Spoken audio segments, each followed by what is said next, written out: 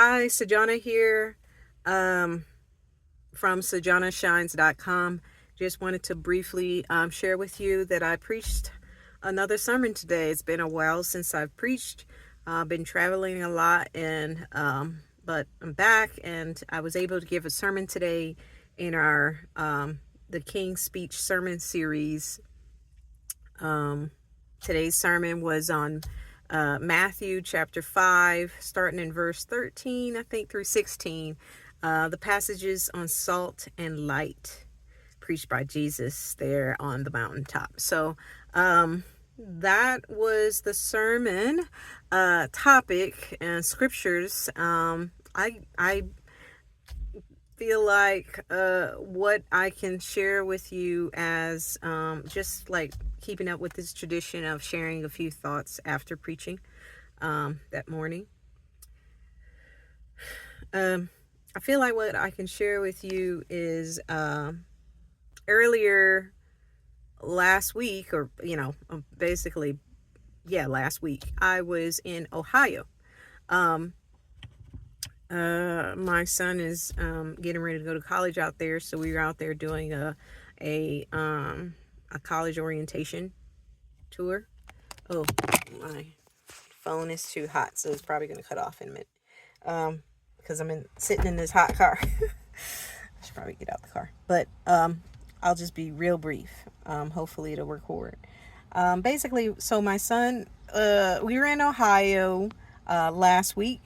And one of the things that I was doing, since I had some free time and he was unavailable, was I went to the campus library. And I went into their library to ask questions on what books they had on theology, commentaries. I knew I was going to be preaching on Sunday, and so I wanted to see what materials they had that I could read, especially since it was, it was a school.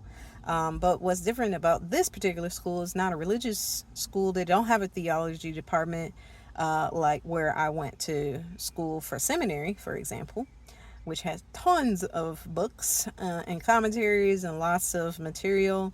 I was curious what they would have in their school library. And actually, I was able to find several things that I sat there and read, because I don't have a library card, so I wasn't able to check anything out. But I just pulled up a stool and sat right next to that shelf area where I was led to on the ninth floor.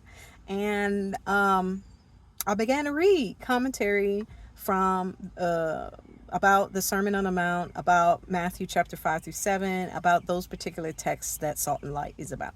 And you know what? I found several different texts that I probably would have never read had I stuck with like reading only things that are available online, or sticking with the commentaries that I do have. So I guess what I wanted to share as a preaching tip is, if there's a school or somewhere near you, or maybe even other ministers near you where you can swap commentaries for a little while, or what I thought I might do, because I actually only live, like 40 minutes away from Baylor University.